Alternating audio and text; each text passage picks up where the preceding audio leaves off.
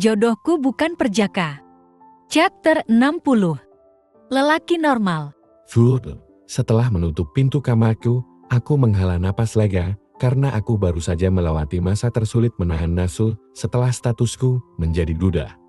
Tadi aku keluar setelah mengambilkan pakaian untuk Kalina dan aku baru saja izin untuk mandi, tapi aku tidak langsung mandi. Jantungku bergemuruh karena ada sesuatu yang menggangguku. Wajarlah seorang pria yang sudah lama menduda dan tidak pernah lagi menikmati kehangatan dunia pasti akan berat sekali berdekatan dengan seorang wanita dengan tubuh yang menarik, sikapnya yang polos dan menggemaskan. Berkali-kali aku mencoba menenteramkan diriku dan mengatakan kalau dia adalah muridku dan dia seperti anakku, dia pasinku juga. Tapi Kalina, kau hampir saja membangunkan binatang buas yang bernama laki-laki yang mudah tergoda dengan lekuk tubuh wanita.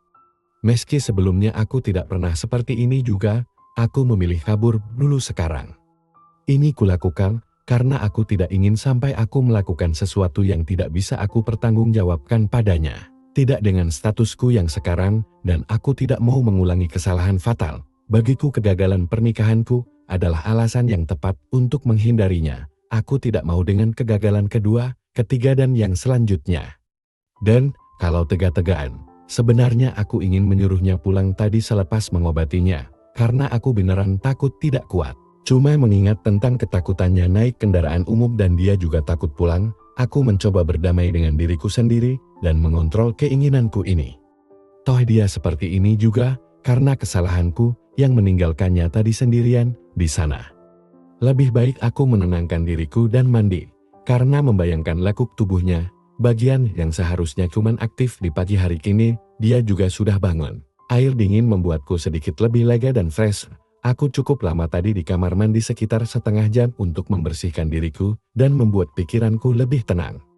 Dan sebenarnya sekarang aku ingin mengerjakan pekerjaanku. Di meja kerjaku sudah banyak sekali laporan yang numpuk belum ku periksa. Itu punya mahasiswa tingkat 2 dan laporan makalah ditumpukan sebelahnya itu punya mahasiswaku tingkat 6. Ada lagi tugas email yang dikirimkan dari mahasiswaku tingkat 4 dan 5, belum lagi studi kasus dari jurusan spesialis anak. Karena aku juga mengajar di kampus yang sama untuk jurusan spesialis anak dan jurusan spesialis onkologi. Tapi aku mengajar di sana hanya setiap hari Jumat saja sedangkan hari Senin sampai Rabu di kelas reguler program sarjana untuk dokter umum. Banyak sekali kan kerjaanku. Iya, aku sudah seperti robot memang. Tidak ada waktu untukku beristirahat, karena aku butuh uang. Dan aku sudah bekerja seperti sekarang ini lumayan lama, seingatku sejak mempersiapkan pernikahanku dengan Lisa aku sudah melupakan semua dunia main-main. Setiap hari yang kulihat hanyalah tumpukan-tumpukan kertas yang harus aku koreksi, makalah, tesis. Menjadi pembina tugas akhir mahasiswa dan melihat pasienku di rumah sakit juga ruang operasi, kunjungan ke pasien-pasienku, kerjaan dengan tenderku, ya. Itulah duniaku. Aku pekerja keras, tepatnya robot yang berwujud manusia. Sudah bisa dibayangkan bagaimana hidupku. Dan yang mengherankan aku tidak punya uang untuk sekedar jalan-jalan santai bersama keluargaku liburan dulu. Semua uang itu habis begitu saja. Bahkan saat ibuku bilang, kalau kamar atas tempat adikku bocor itu harus membuatku mintanya menunggu sampai dapat gajian dulu bulan selanjutnya baru aku bisa mengirimkan uang 4 juta untuk perbaikan. Karena Lisa bilang kami gak ada kelebihan pos untuk kirim uang waktu aku masih bersamanya. Betapa sulit hidupku, kadang-kadang benar juga yang dibilang Nana mungkinkah Lisa tidak bisa mengatur uang? Kalau uang yang kuhasilkan setiap bulan itu menurutku banyak sekali, harusnya ada lebihnya, aku memberikan orang tuaku sendiri dan adikku juga tidak besar. Sudahlah, aku harus fokus pada pekerjaanku tapi aku mau lihat dulu bagaimana kondisi Kalina. Tapi kenapa dia malah tidur di sofa? Haruskah aku membangunkannya biar pindah ke kamar? Tapi dia sudah pulas sekali saat aku sudah berdiri di dekatnya aku jadi tidak tega. Cuma apa dia enak tidur di sofa begini? Apa perlu aku mengangkat dan memindahkannya? Atau kalau aku bangunkan sekarang kira-kira dia bisa tidur lagi tidak ya? Aku mencoba mencari yang paling tepat apa yang harus kulakukan padanya sekarang. Cuma sudah 10 menitan berlalu aku masih belum tahu harus melakukan apa dan satu-satunya yang kulakukan hanyalah mematikan televisi. Lalu bodohnya, aku malah duduk di karpet dan memperhatikan dia tidur, hampir mirip seperti Amara kalau tidur pulas sekali. Dulu saat pernikahanku masih baik-baik saja, hampir setiap malam aku duduk di samping tempat tidur Amara dan menemaninya begini. Bisa setengah jam sampai sejam sendiri, aku memperhatikan dia yang sudah terlelap dan senyum-senyum seperti sekarang. Rasanya nyaman sekali melihat anakku tidur. Apa aku benar-benar merindukannya, sampai aku berpikir kalau Kalina adalah dirinya karena nama mereka sama?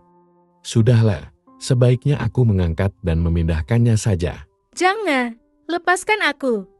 Jangan tak, jangan. Sampai suara itu terdengar di telingaku dan untung aku belum kemana-mana. Amara, kamu mimpi. Aku mencoba menenangkannya dan syukurlah dia membuka matanya. Amara mau pindah ke kamarmu. Saya takut, Prof. Saya takut. Saya takut sendirian ada Pak Dino. Aku tidak tahu dia sadar atau tidak, tapi dia sepertinya ngelindur. Soalnya nyebut si Dino, kayak tidak fokus padaku tadi dan sekarang sudah menutup mata lagi. Sial, aku tidak suka dia menyebut nama itu, Frengsa. Aku ingin sekali menghajar Dino melihat penderitaan Kalina begini. Sampai ke bawah mimpi. Tapi syukurlah dia tidak pulang ke rumahnya atau tidak kubawa ke rumah sakit tempat ponakannya di Opdam. Kalau aku bawa dia ke sana dalam kondisi seperti ini, kakaknya juga pasti akan panik. Tapi, apa dia sering mengigau begini? Aku tidak tahu, tapi aku jadi tidak berani meninggalkannya. Mau memindahkan ke dalam kamar, juga tidak berani, karena aku khawatir dia akan semakin histeris nanti. Akhirnya aku mengambil pekerjaanku, satu tumpuk kertas tugas dan memindahkannya ke karpet di ruang tamu, mulai memeriksanya. Punggungku bersandar di sofa yang ditiduri Kalina, tepat di belakangku kepalanya berada. Aku duduk di lantai lumayan, juga bisa membuat kakiku nyaman sambil selonjoran. Untungnya lagi aku memang punya meja lipat yang aku beli untuk tempat putriku menulis tadinya.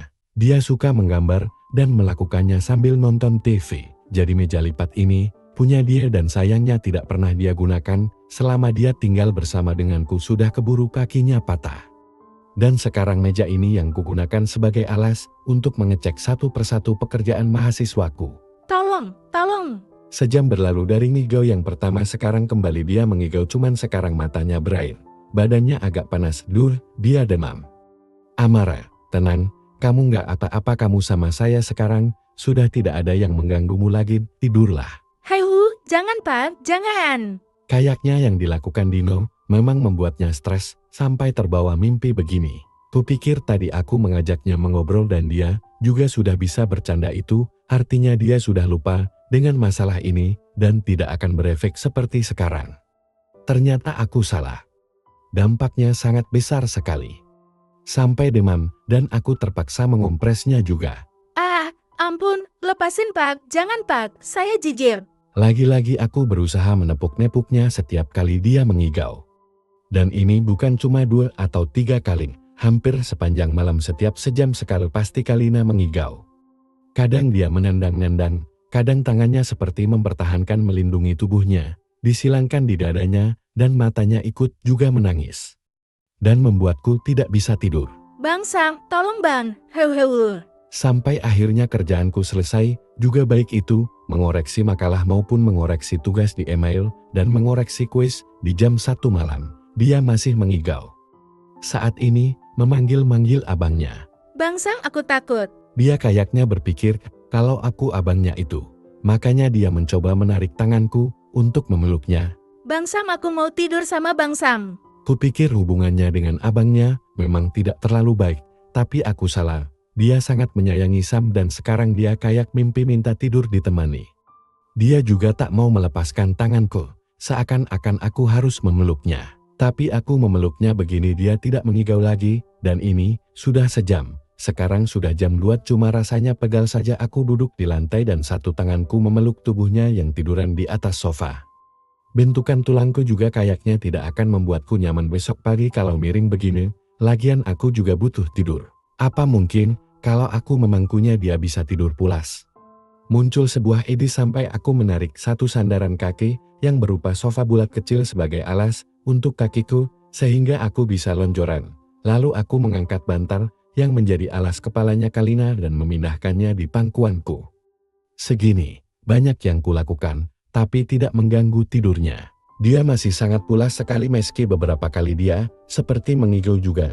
Cuma tidak mengeluarkan suara, bicaranya hanya seperti merakau saja.